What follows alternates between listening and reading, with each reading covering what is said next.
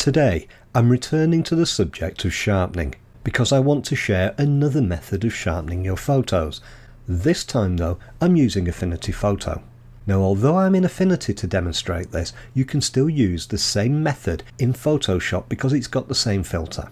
I've got open on the screen the sharpening strip that I use in all the videos like this, and I've got a new layer created over here so that I can sharpen it, and I'm going to apply to it the filter which is found under sharpening and is called high pass.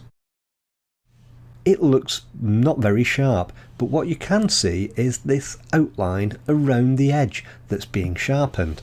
And if I change the radius, you can see that the area being sharpened by this increases, just as we did with the sharpening tools where we increase the radius.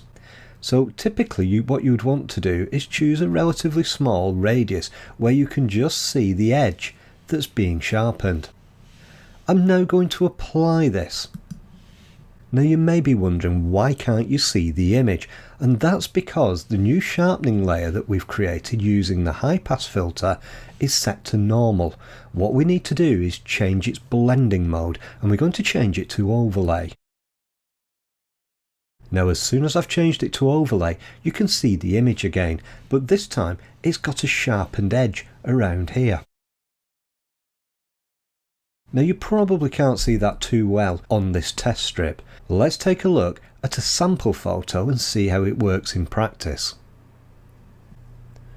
This is the image we're going to use. I shot it the other night and it was slightly after sunset and there's a lot of atmospheric. So what we'll do is we'll zoom in to an area in the foreground where we can check the sharpness.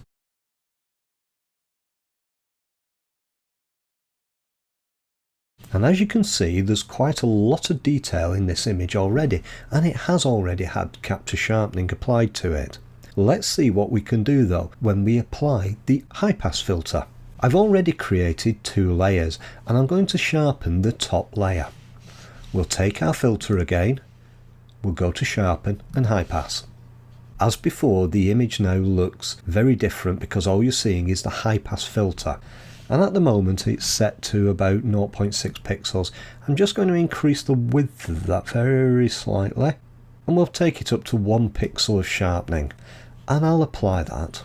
Now I'll change the blending mode of the layer just as I did before, and we can go to overlay. Watch the detail here in the ground if I turn that layer off now.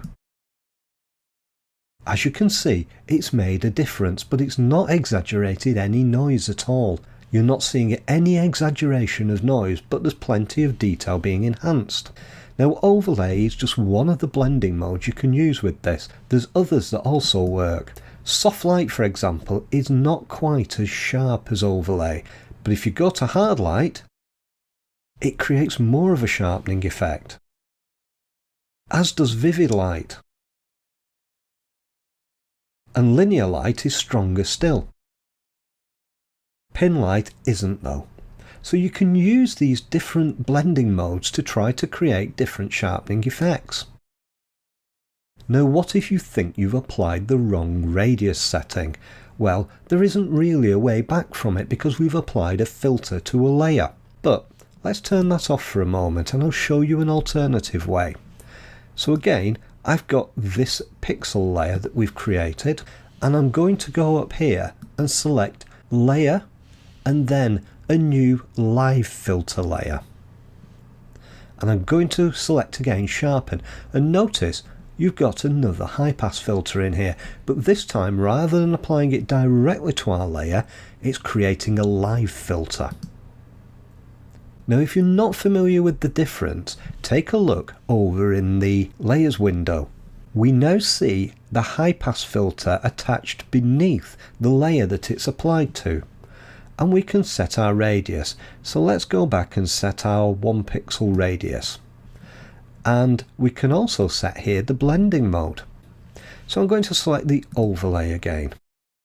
Now I can actually move my radius and change the radius setting to increase the sharpening effect. So this time I could use a sharpening radius of say 3.5 pixels. And now I can close that. I can also collapse or expand that layer. If I turn the layer off, you can see the difference it's created. And I can also change the opacity of the layer to change how the sharpening effect is seen. If I want to go back in and adjust my radius again, I just need to double click on the high pass filter, and now I can actually change it again.